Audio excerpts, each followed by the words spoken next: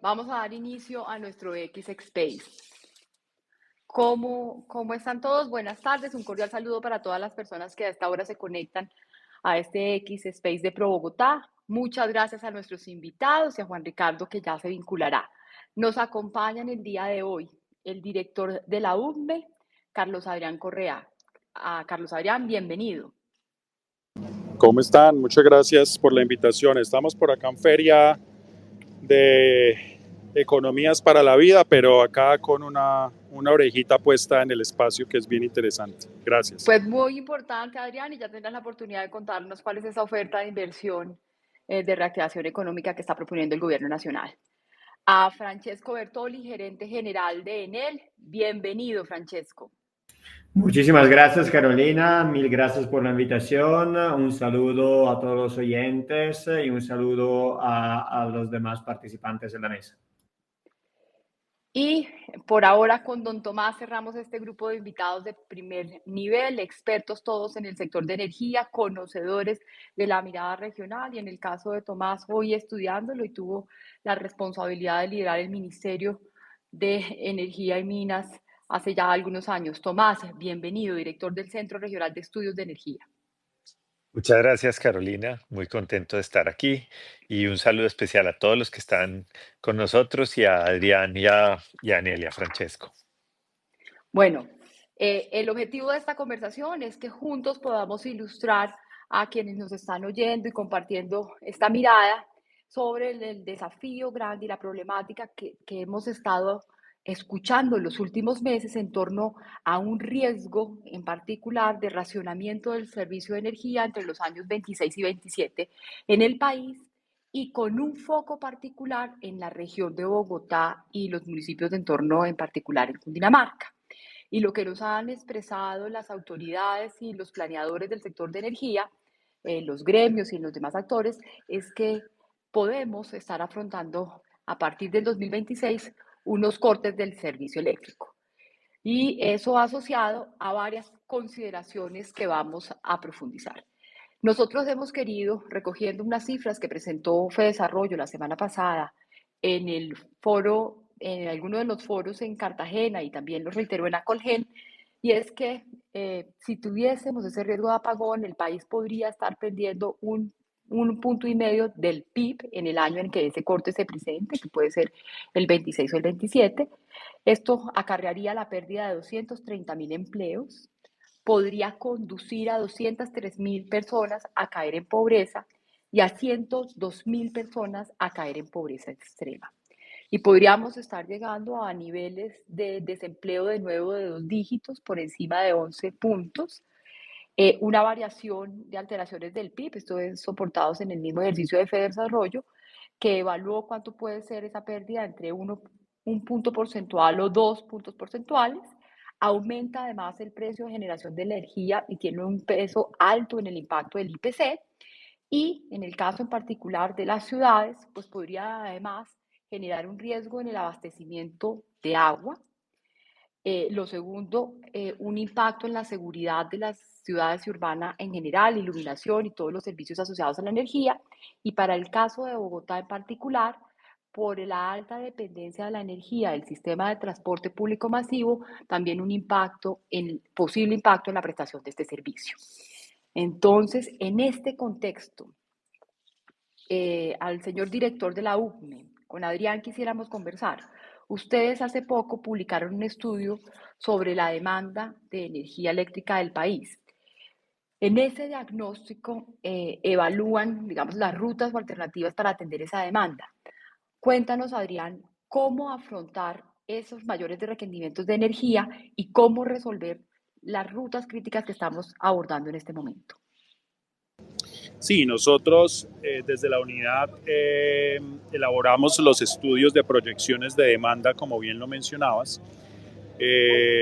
Huelga decir también que hemos podido lograr una frecuencia de publicación de estas proyecciones de 2 veces al año, cosa que es importante porque en épocas de crisis climática, en épocas en donde toca hacer un uso muy eficiente de los recursos, necesitamos señales con horizontes o con frecuencias mucho más altas, pues, para poder tomar las mejores decisiones. La última proyección de demanda la publicamos hace tal vez 5 semanas para que sea el insumo y la CREC pueda determinar las necesidades de expansión a través de mecanismos de subastas. Entonces, para responder concretamente la pregunta, creo que habría dos elementos para destacar. Uno, necesitamos las subastas que desarrolla la CREC y que por fortuna también informó hace 6 semanas que iba a desarrollar a través de sus diferentes mecanismos. Eso tiene pues hay subastas propiamente dichas, hay subastas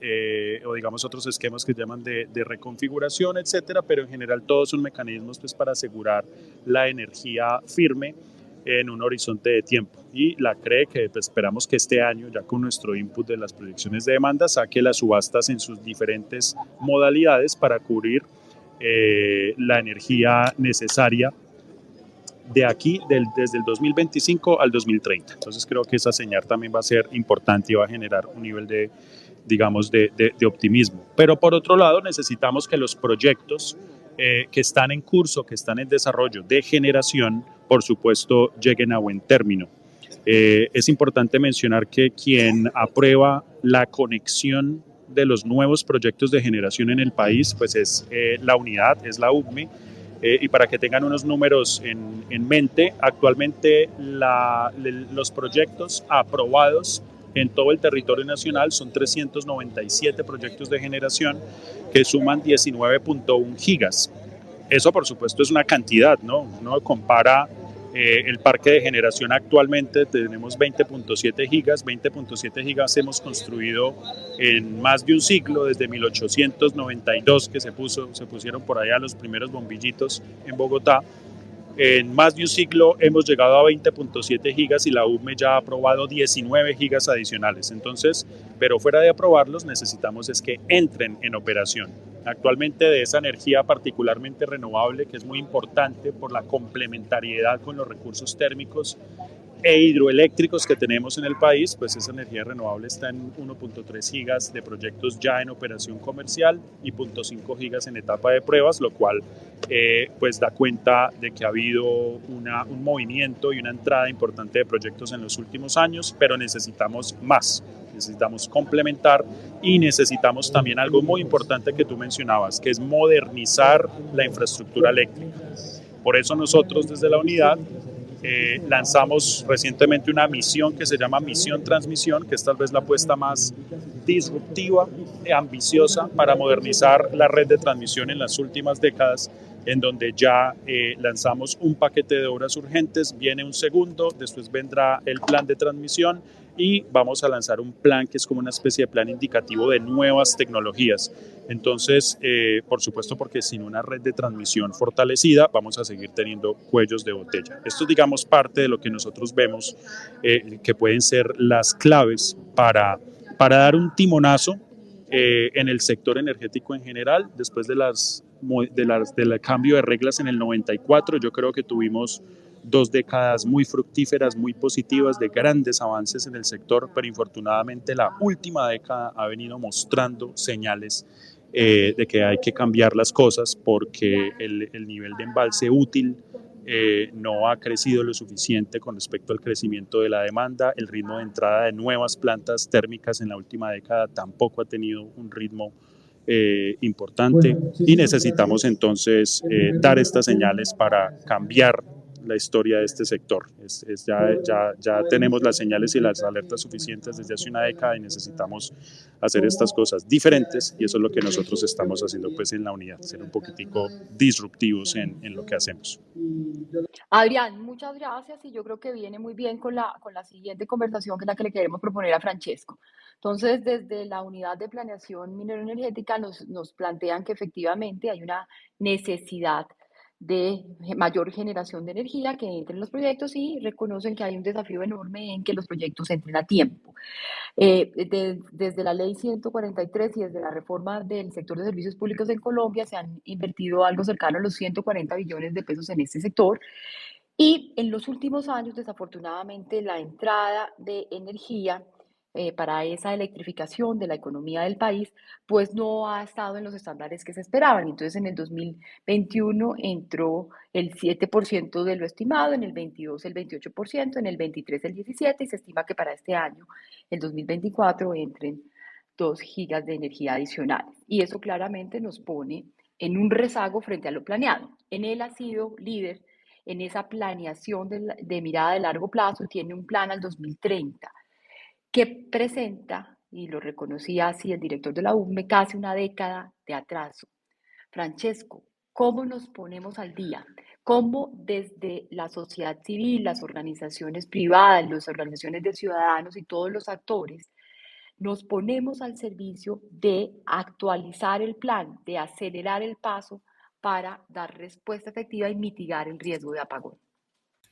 Mil gracias, Carolina. Yo creo que esta respuesta es bastante simple y los ingredientes para contestarte que necesitamos son tres y son inversiones, inversiones e inversiones. Creo que Adrián lo ha dicho muy bien. El reto que tenemos pasa no solo por el sector de la generación, sino también por el sector de las redes. Básicamente, el plan Bogotá Región 2030 es un plan que lanzamos en el 2020 y que con una mirada de largo plazo establecía que la ciudad-región, el centro de consumo de todo el país, iba a requerir 30 subestaciones de alta tensión y líneas eléctricas asociadas adicionales, casi un 50%, significaba expandir el 50% de las subestaciones existentes en Bogotá y Cundinamarca, para poder habilitar proyectos importantes, no solo el desarrollo residencial, no solo el crecimiento inercial, sino también proyectos bien importantes que acompañan la transición energética, como por ejemplo el metro de Bogotá, como por ejemplo el Regiotram de Occidente, como las futuras líneas tanto del metro como del Regiotram, como los patios de recarga de buses eléctricos.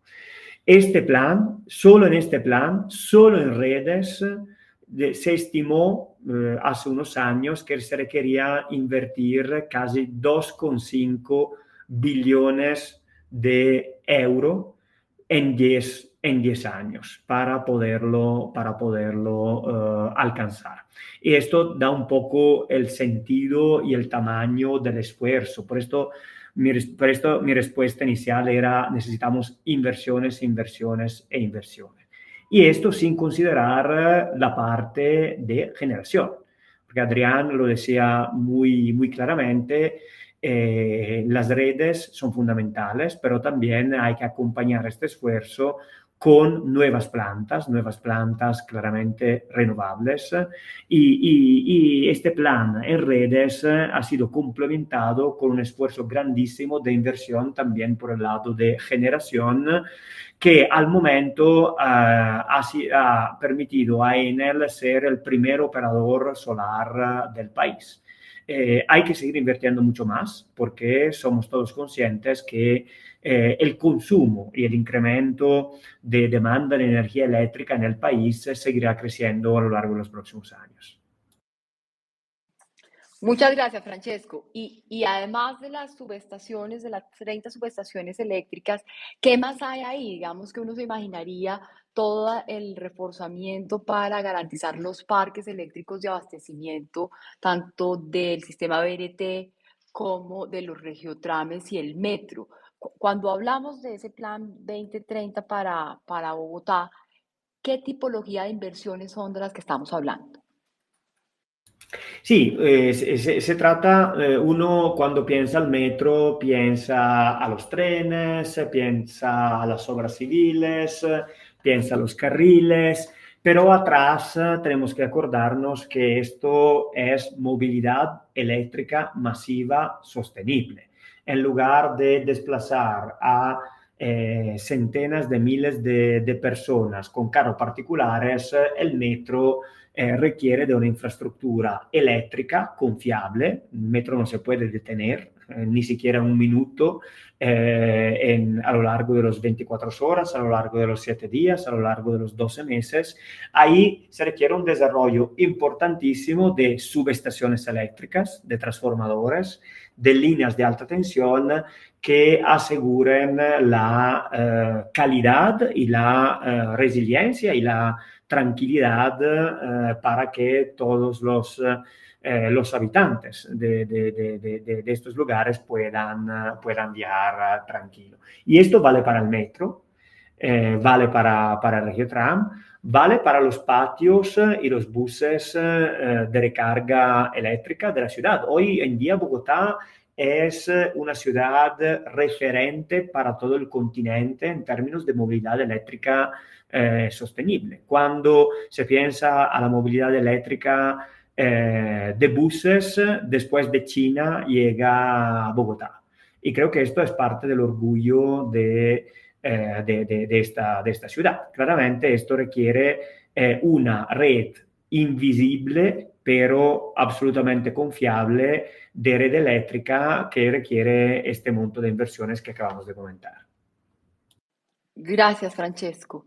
Y ya tendremos oportunidad de profundizar en cuáles son las principales limitaciones para poder hacer esas inversiones, esa infraestructura a tiempo, que no es un problema solo de la región, pero que claramente se ve más impactado Bogotá y la región.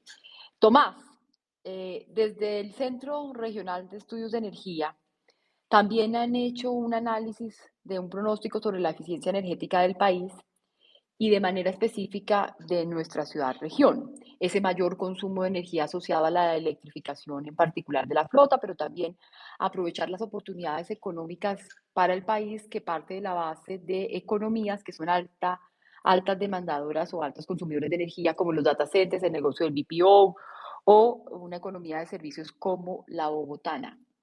¿Qué están viendo ustedes en esa electrificación de la energía de la capital y de la ciudad-región? ¿Y cómo damos el brinco para poderla atender sin que caigamos en ese riesgo de apagón?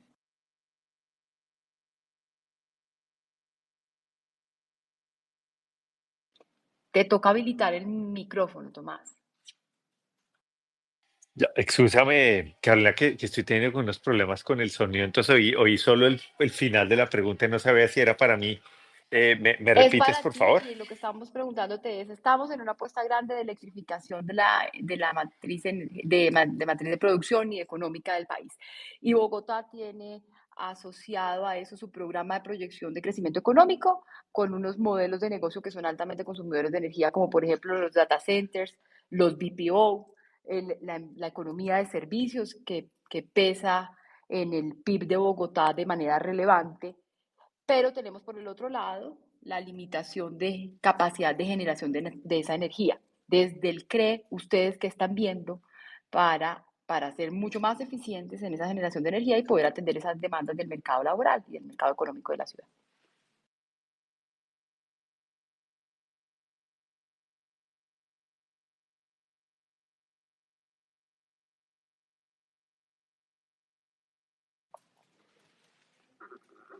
Tomás, no te oigo.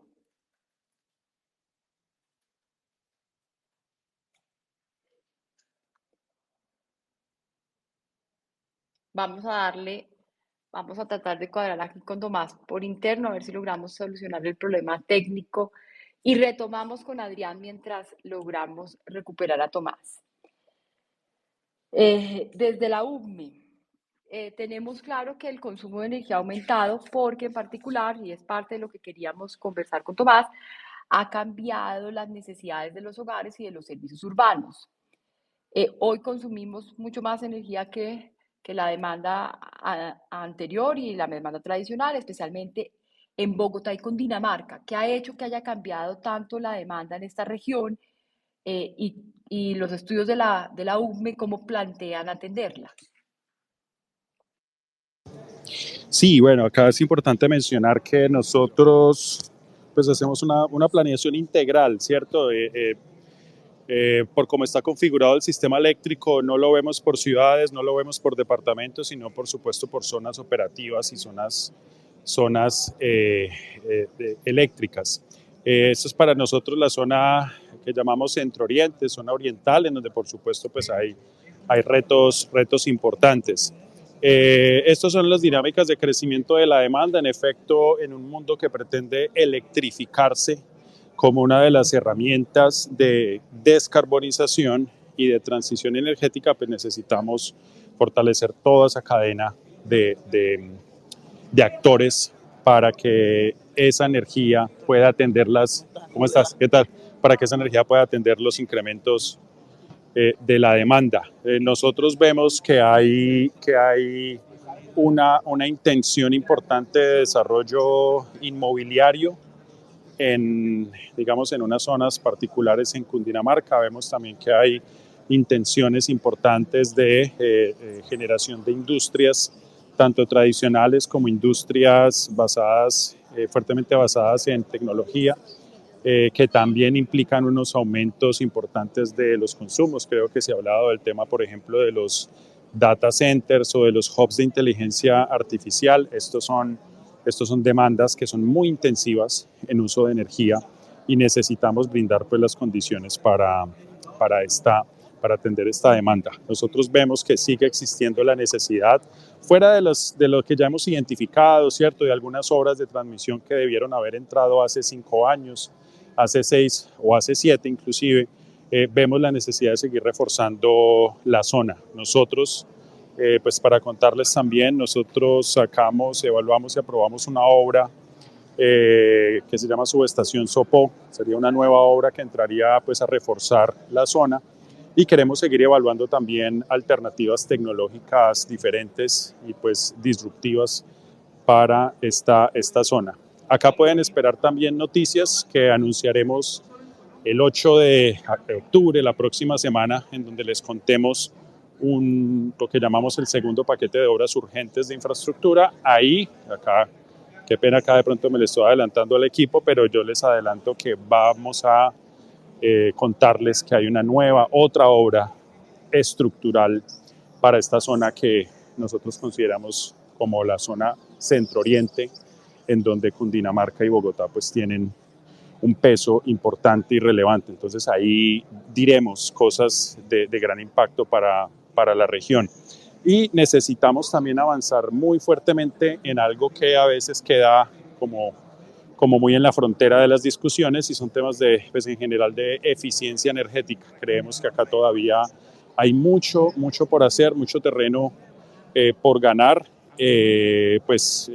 Creemos que todavía no hay una mentalidad de cuidado y ahorro, no solo del agua, sino también de la energía. Creo que en general en Colombia hemos generado cierta sensibilidad hacia el cuidado del agua, pero nos falta mayor sensibilidad por un lado en el cuidado de la energía, en el uso eficiente, racional y ético de la energía, pero por otro lado pues reforzar todos los programas de eficiencia energética y por supuesto promoverlos e incentivarlos, ¿sí?, en donde los programas de gestión eficiente de energía pues pueden ser sujetos de estos beneficios tributarios para que cierren también financieramente. Entonces yo creo que la región también puede avanzar fuertemente en temas de eficiencia y continuar con el desarrollo de proyectos. Quiero terminar mencionando que yo puse un mapita en el chat de los proyectos que tienen ya capacidad aprobada por la unidad, y pues ahí ustedes ven que en Cundinamarca hay proyectos solares aprobados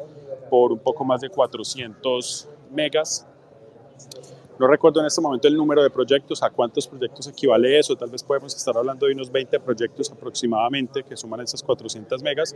Necesitamos, y creo que acá pues Pro Bogotá puede jugar un papel importantísimo en la identificación de estos, pues la identificación no porque nosotros ya sabemos quiénes son, pero de pronto un acompañamiento a estos inversionistas. Ahora Francesco mencionaba el tema de inversión. En efecto, acá hay una gran oportunidad para movilizar inversiones Cuando hablamos de 400 megas aprobadas para el departamento, estamos hablando más o menos de 400 inversiones equivalentes a 400 millones de dólares.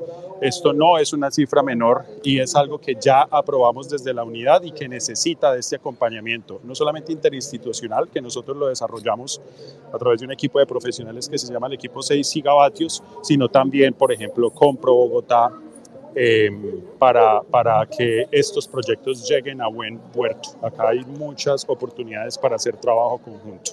Adrián, pues muchas gracias por esa invitación y nosotros nos ponemos a la tarea de acompañar todo lo que sea el proceso de mitigar ese riesgo de apagón y de traer nuevas energías, nuevas inversiones a esta región. Tomás, a ver si logramos estabilizar tu conexión. Nos planteaba Adrián el tema de eficiencia energética y ustedes desde el CRE hicieron un estudio sobre cómo lograr mejorar esa eficiencia energética y de manera específica para la región. ¿Cuáles son las claves de esa eficiencia energética para Bogotá y Cundinamarca?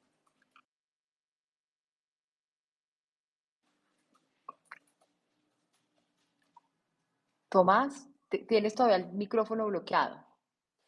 Ahí ya me escuchan. Ahí te oigo, sí, señor. Bueno, por fin, bueno, gracias. No, les decía que el punto fundamental es entender de dónde partimos y es entender lo ineficientes que somos en el uso de la energía en el país en general.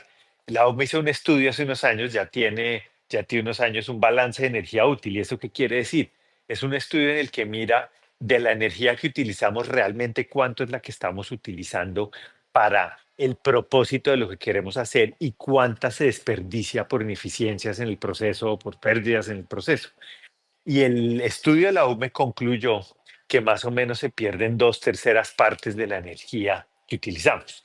Y el caso más fuerte, más crítico que tiene que ver con Bogotá es el caso del transporte. En el caso del transporte, las ineficiencias son muy grandes y están asociadas a, sobre todo, el uso de motores de combustión interna, los motores de gasolina, los motores de diésel, que son motores muy ineficientes cuando uno los compara con motores eléctricos.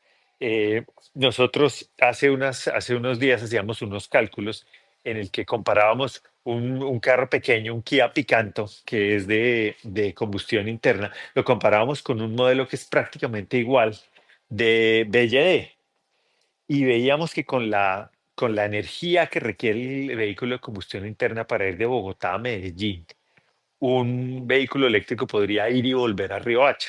Entonces eso nos da una idea del tamaño de las ganancias en eficiencia. ¿Y por qué estamos diciendo todo esto, Carolina? Porque realmente ganar en eficiencia energética, las grandes ganancias que podemos hacer eh, relativamente rápido y relativamente fácil, entre comillas, es si electrificamos la economía, electrificamos el transporte. Y en el caso de Bogotá eso es muy importante por la cantidad de vehículos que tenemos, son vehículos, tienden a ser muchos viejos, muy ineficientes, tanto en el transporte público como en el transporte privado. Entonces, si logramos hacer esa electrificación del transporte, si logramos en una siguiente fase trabajar con la industria, que también hay espacios grandes de ganancias en eficiencia, y algo, por supuesto, en los hogares.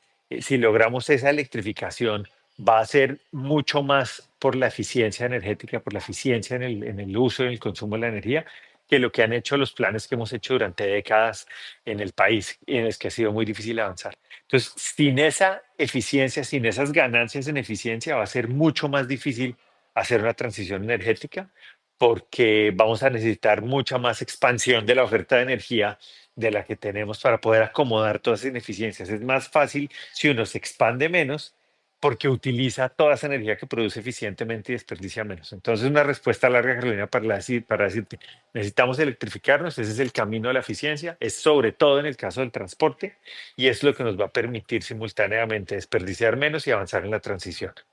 Pero entonces, Tomás, y aquí le voy a dar la palabra a Francesco. Tomás nos dice, mire, es clave electrificar el sistema de transporte y eso es una cosa que Bogotá viene haciendo, una decisión de política pública que la ciudad viene adoptando desde hace ya un poco más de 8 años, que implicó y ha implicado un esfuerzo técnico y financiero enorme esa electrificación de la flota se transforma en un déficit del Fondo de Estabilización Tarifaria de Transmilenio que asciende a los 3.2 billones del déficit fiscal anual, y estamos convencidos de que esa es la ruta.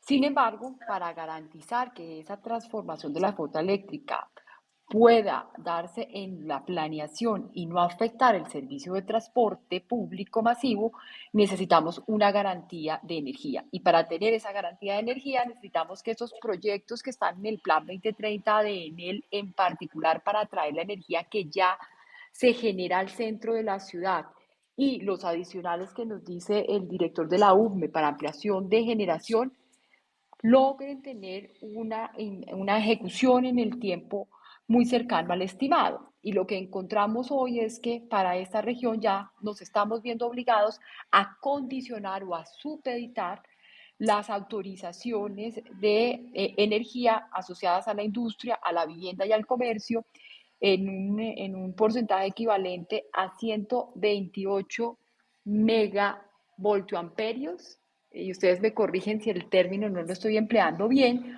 justamente porque ya para la oferta, para la demanda cierta, no estoy teniendo la capacidad de asegurar la energía. Y el desafío entonces va a ser mucho más grande porque yo hoy tengo asegurada la energía para la primera línea del metro, pero si yo sigo ampliando las redes de metro, esta condición va a poner mucho más estrés al sistema.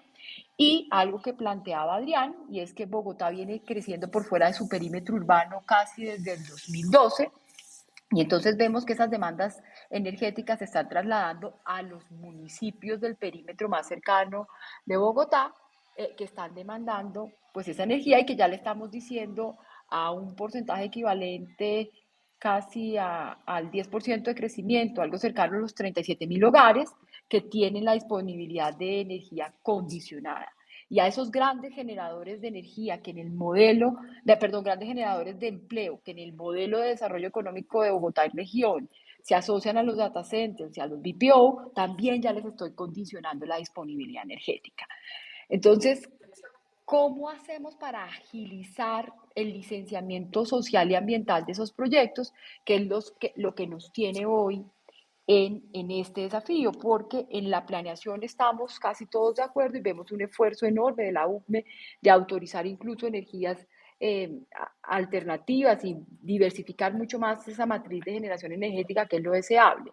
Entonces, Francesco, ¿qué podemos hacer para agilizar ese licenciamiento social y ambiental o qué se necesitaría? ¿Cuáles son los principales problemas que ustedes han identificado y que necesitamos resolver?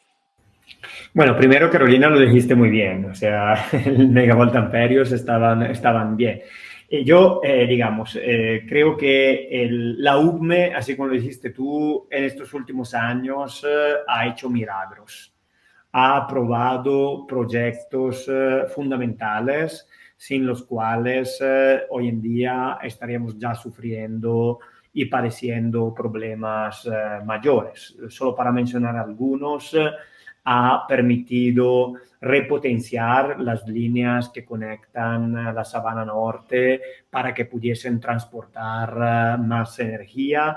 Ha aprobado una propuesta que habíamos planteado hace un tiempo de empezar la construcción con la subestación Sopó, que comentaba Adrián, pero se requiere efectivamente primero llegar a completar algunas obras que están retrasadas desde hace varios años. Y son obras, las grandes autopistas de energía que conectan Bogotá con los centros de generación, de producción.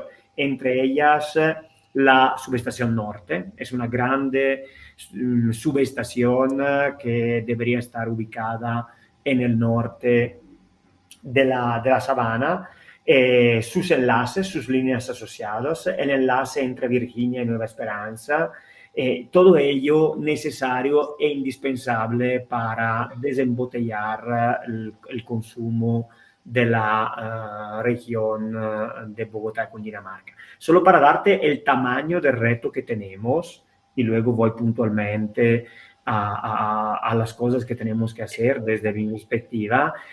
Hoy en día la región en la cual estamos atiende y digamos, utiliza más o menos 3.500 megawatts de capacidad.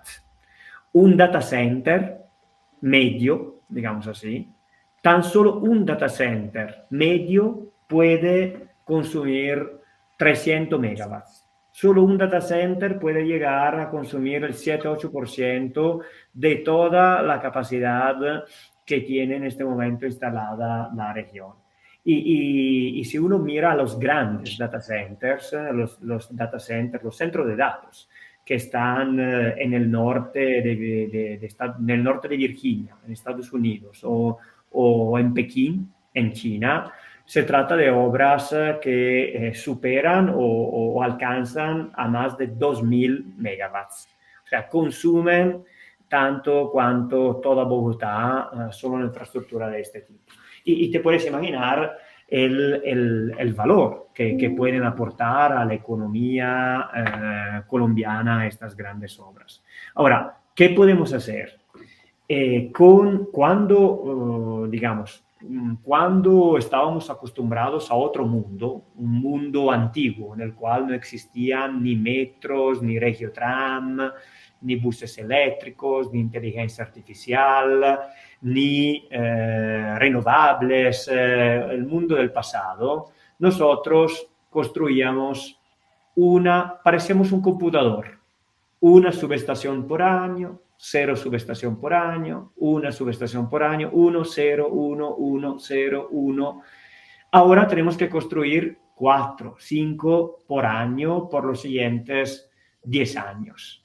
Ahora, las reglas que hemos utilizado para planear y ejecutar en el mundo de 10 años atrás no aplican para el mundo moderno en el cual estamos. Ahí creo que el esfuerzo es modernizar también todas las diferentes etapas de construcción. Y ahí empezamos desde la planeación, por supuesto, pero luego llega la etapa de licenciamiento, llega la etapa de articulación con comunidades y llega la etapa de construcción. Y ahí creo que, como lo mencionaba también Adrián, hay que darle un poco la vuelta a nuestros procedimientos internos, a nuestros y las diferentes entidades, el Ministerio, la UME, el regulador, la CAR, la ANLA, el mismo CNO, para poder tener un ritmo que es un ritmo que habilita el futuro. Creo que esto es un poco la reflexión que tenemos que hacer entre todos los actores, buscar mecanismos y herramientas que viabilicen una tasa de desarrollo de la infraestructura eléctrica que tiene necesariamente que despegar a ritmos 4 o 5 veces mayores de aquellos que teníamos en el pasado. Adrián, ustedes desde la UME y tú nos has hecho 2 veces referencia a que son muy conscientes de la importancia de que estos proyectos entren a tiempo, tanto que los denominas paquetes urgentes de inversiones para lograr atender y mitigar ese riesgo, atender la demanda y mitigar el riesgo de apagón. Uno ve que en la región, en virtud de la misma comprensión y priorización que el gobierno nacional le ha dado a ciertos proyectos en particular de transporte sostenible, como es el caso del Regiotram, para ese caso se levantó el requerimiento de licenciamiento ambiental. ¿Qué tan viable sería en estos proyectos de energía que forman parte de lo que la UME ya ha aprobado, que están dentro del plan de Enel Codensa dando respuesta a esa planeación regional de la UME, que uno pudiera pensarse en unos mecanismos donde esos procesos ambientales o fueran más expeditos o incluso no se necesitaran? En particular, pienso yo, para esas torres de transmisión eléctrica o para las mismas subestaciones. ¿Ustedes han explorado ese camino? Bueno, ahí me llevas a un terreno complicado porque no es el terreno de esta cartera en particular. Pues obviamente, estos son procesos complejos en donde cada proceso tiene cierta independencia, tiene coordinación, pero tiene pues independencia porque pues nosotros no somos autoridad ambiental como para decir que puede requerir o no un mecanismo como un fast track, como lo mencionas. ¿Qué sí hemos hecho nosotros que hace parte como en el cambio del chip de la planta? Nosotros tenemos una estrategia que llamamos estrategia territorial, algo que llamamos de la UMI al territorio. Es una gerencia con profesionales ambientales, sociales, ingenieros, por supuesto. Es un grupo multidisciplinar que está haciendo como una especie de avanzada social acompañada a las convocatorias que nosotros sacamos. Entonces, convocatoria que nosotros abrimos o cercana al proceso, al momento de adjudicación, estamos llegando a los sitios de impacto, estamos contándole a la gente que el Estado colombiano ha identificado una obra que es de importancia para todos los colombianos, para la región, y esos espacios los estamos haciendo con las empresas de una vez, con las empresas en este caso concreto pues de transmisión. Esos espacios nos han permitido generar unas conversaciones ya muy diferentes, porque realmente digamos que la recepción y la actitud de la gente cuando tú tienes como la deferencia de ir a contarles desde una etapa muy temprana del desarrollo del proyecto qué es lo que va a pasar en la zona y que es un proyecto que identifica la UME, ¿cierto? Porque a veces la gente cree que es un capricho de Enel o es un capricho de ISA o del Grupo de Energía de Bogotá poner una línea. Entonces, cuando tú le explicas a la gente que eso corresponde a algo que identificamos nosotros, la conversación es diferente.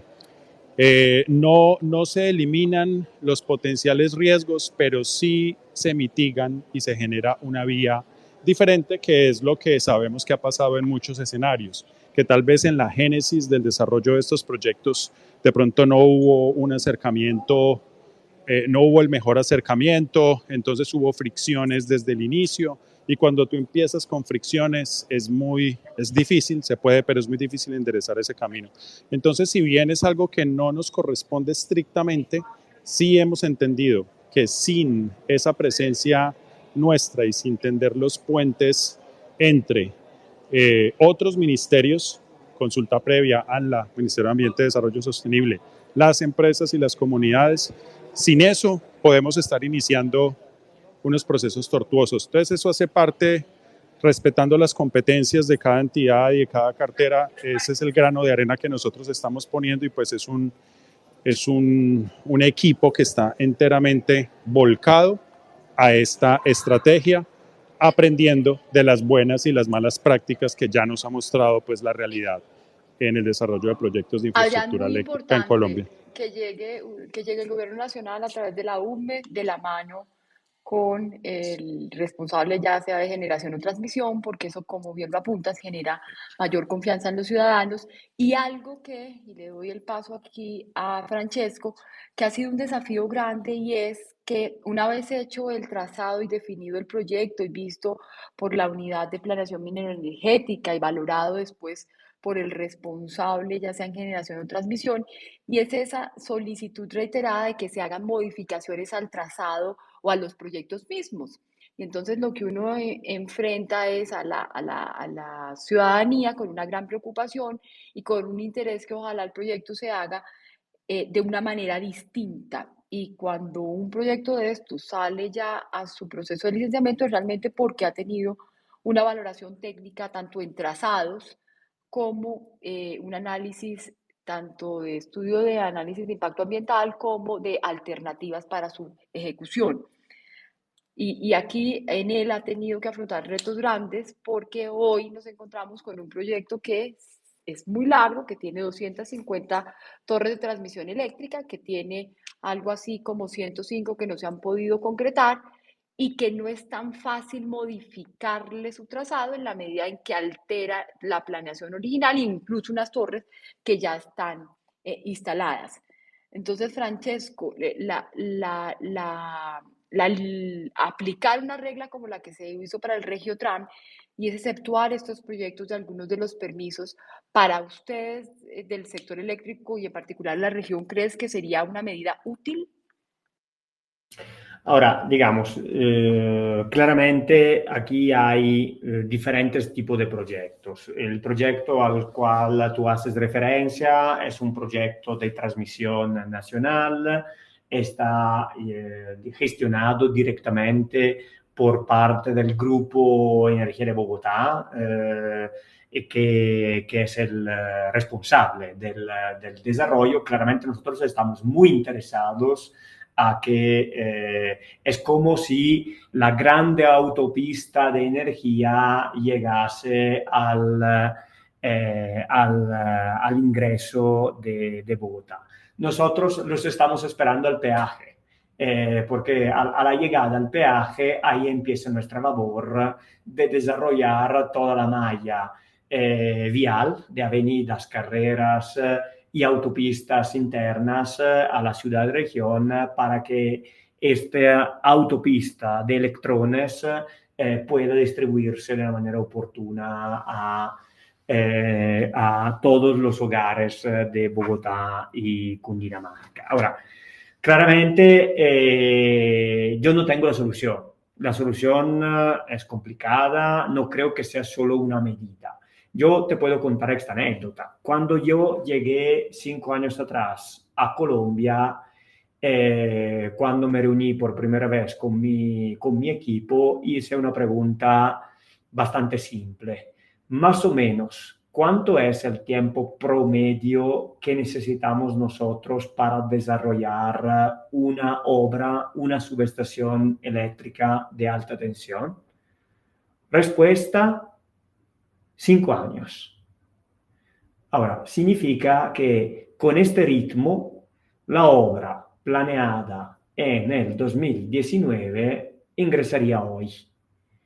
Ahora, con la dinámica que acabamos de comentar, con la dinámica que comentó Adrián, claramente esto es un ritmo que pone problemas, porque es inevitable que con este ritmo ponemos problemas. En estos 5 años caben planeación, evaluación, licitación, licenciamiento, construcción. La última subestación eléctrica que pusimos en operación requirió en sitio 7 meses de tiempo. Significa que los otros 4 años y medio pasan en las otras diferentes etapas, que son indispensables, pero que no son adecuadas al ritmo de crecimiento que acabamos de mencionar. Ahí lo que creo es, claramente es importante darle toda la tranquilidad y cumplir con todos los procedimientos. Pero es importante estar revisando puntualmente cuáles son los requisitos y las necesidades y las garantías. Así como decía Adrián, a veces cuando se presenta solo Enel Colombia o Grupo Energía de Bogotá o ISA o el desarrollador, la gente ve una obra de una compañía y no entiende el valor asociado. Con un acompañamiento apropiado y adecuado por parte de las instituciones que puedan explicar el valor y la necesidad de algunas obras, es posible, yo creo, que se puedan agilizar una parte de esos 4 años y medio, que en promedio es un poco la media del pollo, pero que en promedio, digamos, se demoran este tipo de proyectos. Pues muchas gracias, Francesco. Tomás, ¿cuáles son las principales ineficiencias que han detectado en esos planes de generación y transmisión en Colombia? ¿Y cómo podríamos, pues, a partir de esa combinación de actividades, como lo dice Francesco, que no es una sola solución, si somos mucho más eficientes con la energía, pues seguramente podemos en alguna medida contribuir a mitigar ese riesgo de apagón? ¿Cuáles son las principales medidas que ustedes recomiendan?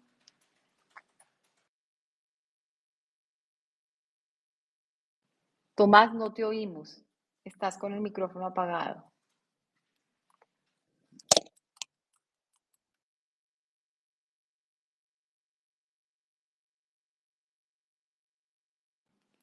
Se volvió a desconectar Tomás, que tuvo siempre problemas de conexión. A nuestra audiencia, a nuestros invitados, vamos a dar aquí por terminada la conversación. Tomás volvió a entrar, a ver si logramos que Tomás cierre y seríamos unas breves unas breves conclusiones. Ya te invité calidad de hablante para que porfa me aceptes, Tomás, y puedas empezar a hablar.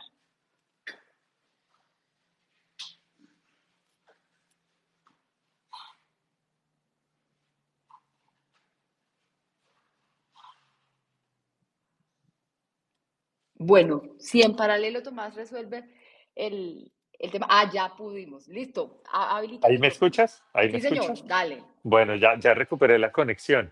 Entonces, no sé cuál era la pregunta, Carolina, o ¿Cuáles a son qué las quieres que me... medidas que tú crees que uno podría implementar ustedes a partir del estudio del centro en materia de eficiencia energética que pudieran contribuir muy rápidamente a que consumamos menos porque consumimos de manera mucho más eficiente y de esa Mira, manera mitigar en algo el riesgo de corte del servicio de energía a partir de 2026?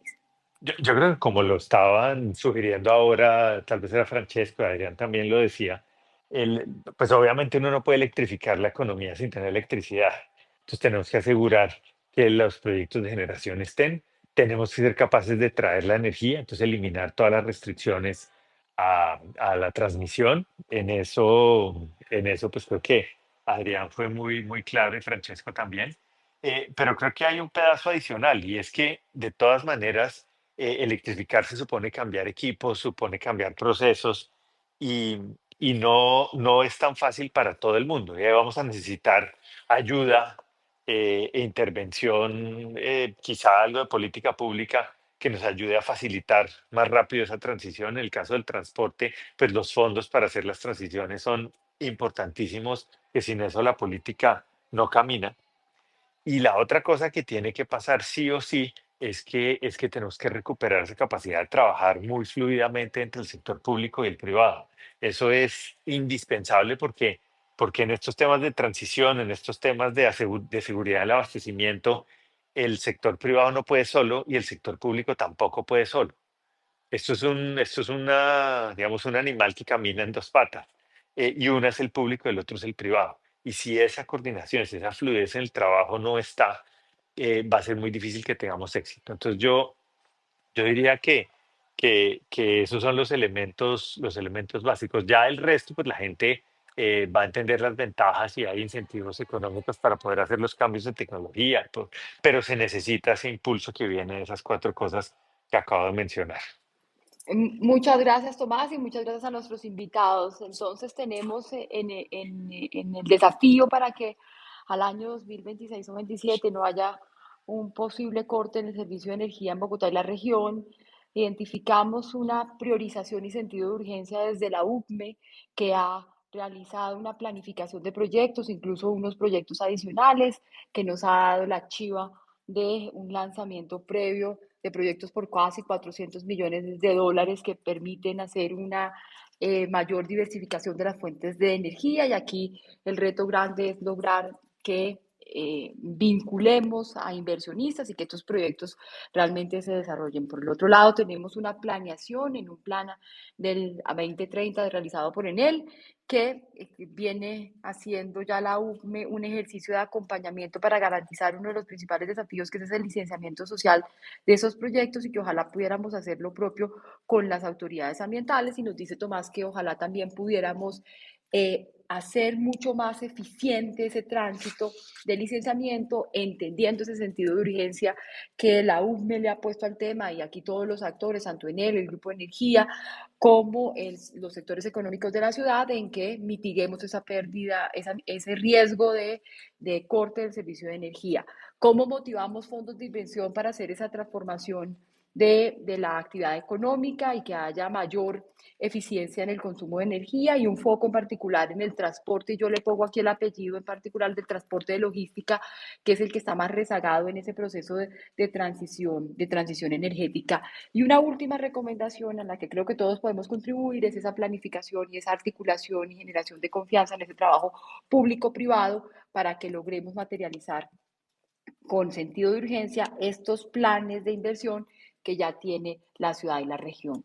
A nuestros invitados, muchísimas gracias, y a nuestros oyentes en este X Space de Pro Bogotá, pues muy bienvenido y que nos sigan acompañando. Francesco, Adrián y Tomás, muchísimas gracias por acompañarnos en esta conversación, y seguro tendremos la oportunidad de tener más profundización a lo largo de este año, porque el objetivo de todos, estamos seguros de ello, es mitigar el riesgo de apagón en Bogotá y la región. Muchas gracias. Muchas gracias, Carolina. Gracias. Gracias. Hasta luego.